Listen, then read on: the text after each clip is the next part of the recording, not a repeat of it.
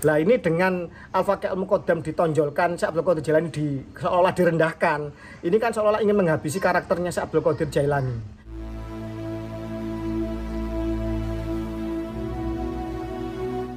Sayyidina Imam Faqih Al-Muqaddam di dalam manaqib sejarah hidup beliau diceritakan bahwa Al-Imam Faqih Al-Muqaddam adalah orang-orang yang besar. Beliau adalah orang-orang yang hebat. Bahkan diceritakan beliau pernah mi'raj, saudara-saudara, bertemu dengan Allah dalam satu hari 70 kali, saudara-saudara.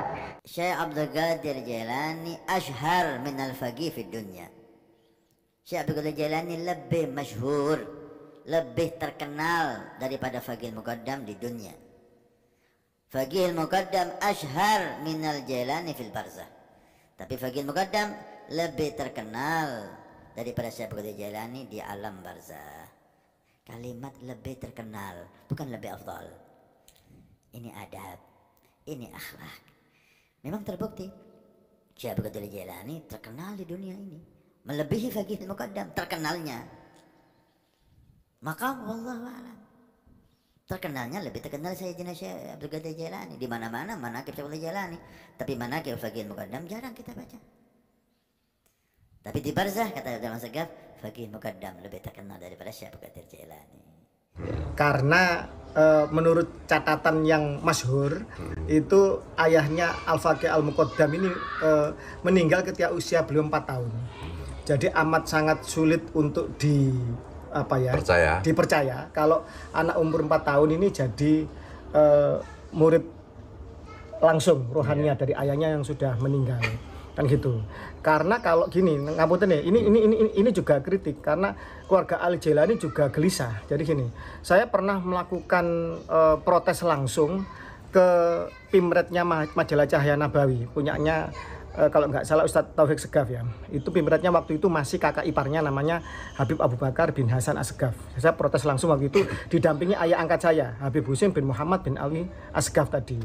Jadi waktu itu disebutkan bahwa makomnya Syekh Abdul Qadir Jailani itu masih jauh di bawahnya Al-Faqih Al-Muqaddam. Nah, Al-Faqih Al-Muqaddam itu pemimpin para wali mastur, Syekh Abdul Qadir Jailani pemimpin para wali masyhur, dan makomnya wali mastur itu kalau nggak salah ya 1000 kalinya makomnya wali masyhur kayak gitu.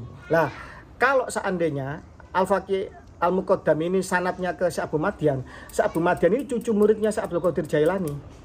Lah misalkan gini, panjenengan punya keturunan jenengan kemudian mengklaim bahwa nasabnya jenengan jauh lebih tinggi dibanding kakeknya Gus Fuad yang merupakan mursyid Thariqah Satoria.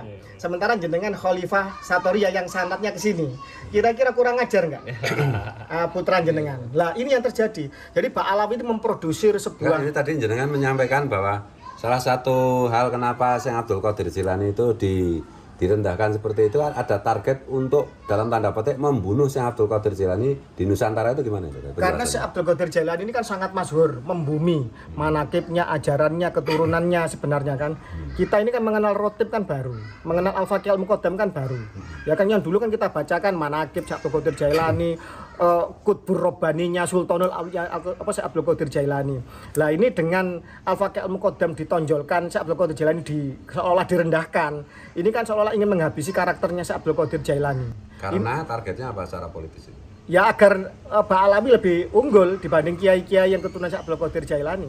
Ya termasuk Thariqah Samaniyah itu kan diambil dari Syekh Abdul Qadir Jailani. Jailani juga. Iya gitu. Karena ini Sultanul Auliya, banyak percabangan Thariqah yang melalui Syekh Abdul Qadir Jailani.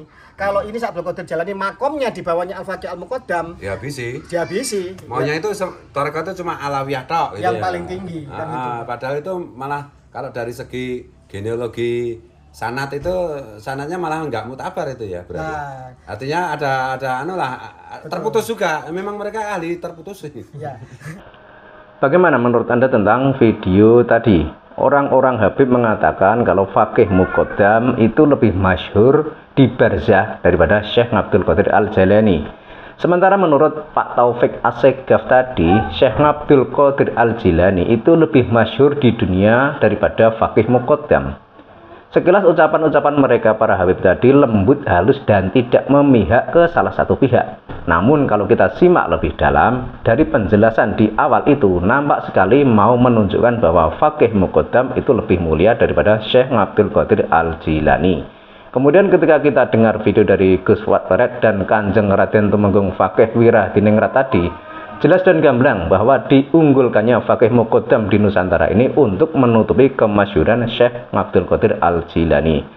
Sebagaimana kita ketahui, di Indonesia ini banyak sekali keturunan dari Syekh Abdul Qadir Al-Jilani, seorang waliullah di zamannya yang merupakan dzurriyyah Kanjeng Nabi dari jalur Al-Hasani.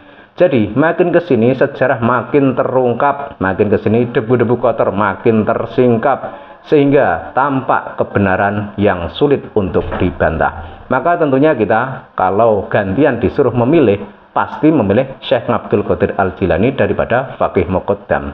Terlebih sekarang juga lagi rame tentang pembahasan nasab yang nyambung ke Faqih Muqaddam, yakni nasab para Habib Ba'alawi dari Yaman. Sebagaimana ada dalam sejarah bahwa mereka, para Habib Ba'alawi dari Yaman, ini datang ke Nusantara atas permintaan penjajah kolonial Belanda kala itu.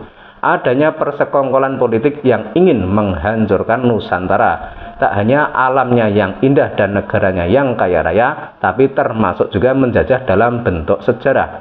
Semoga makin kesini kebenaran makin terungkap. Salam waras.